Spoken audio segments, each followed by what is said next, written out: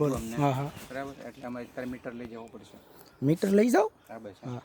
પછી તમારે પાસે જ્યારે મતલબ 3-4 દિવસમાં પૈસા તો મીટર લઈ જાઓ તો 3-4 દિવસ ન થાય હા તો સાહેબ જ્યારે હા ફોન તો કરો ત્યારે જો 5 તારીખ પટેલ સાહેબ હારે વાત કરી એવાય કીધું 5 તારીખ પૈસા ભરાઈ જાય તો વાંધો નહીં. આપા તો ત્યારે તમે પૈસા બધી દેજો અત્યારે મીટર લઈ જાય પછી મીટર બીજા દિવસે મીટર લાગી જાય મીટર પાછો આ મારે નહીં ગોતો એટલે પણ એ જ કહું તમે બીજી અરજી કરી નાખજો નહીં બીજી અરજી નથી કરવી તમે તારે મીટર લેતા જાઓ બરાબર હા હા તો કાંઈ વાંધો નહીં હાલો આપણે હા તમારે અત્યારે લઈ જવું હોય ને તો હા વાંધો નહીં હા લઈ જાઓ 2500 રૂપિયામાં તમે મીટર લઈ જાઓ છો ને વાંધો નહીં લેતા જાઓ બધાય હાલો હા ઉતારી નાખો તો આ 2500 રૂપિયા હાટું થઈને મીટર લેવા આવેલા છે ઊંચા કોટડાની અંદર હા જીએબી વાળા આ બધા સાહેબો એમાં આ ભાઈ એક બહુ ધમકી મારે જેને હોય ને ગામમાં બીજી વાર ધમકી મારી તો આ ભાઈ પોતે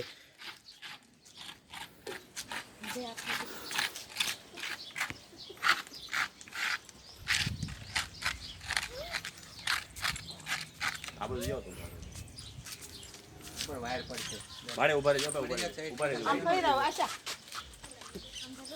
આમ કેવી ભાઈ હા ના ના નહીં પડે મારી ઉપર ભાઈ તમે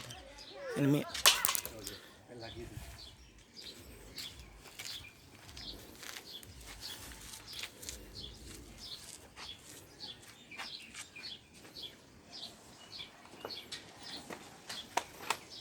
તમારે કેટેગરી ચેન્જ કરવાની હોય ને નહીં નહીં એ તો બધું અમે કરી નાખીશું સાહેબ હવે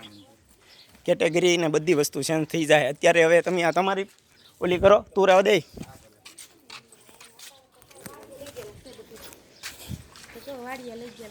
બાજુમાં છે કોઈ એ તું રહેવા દે ખબર પડે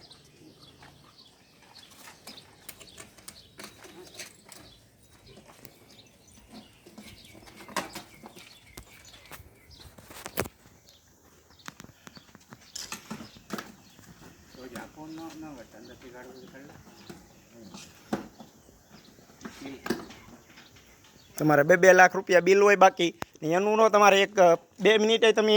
અહીંયા નો થોભો 2500 રૂપિયા હાટું થઈ ભાઈ પણ લઈ જવા જો ને હું ક્યાં બીજું કઈ ગાળું બોલું તમે માં તમે તો સાના મના રોકડી કાઈ બોલવું અમને પણ એમ નહીં નહીં બોલવું રહેવા પણ આપણે ગાળું દેતા હોય તો એ કહીએ કે કાઈ બોલવું નથી યા બધું મૂકવું પડે બા આવું બોલી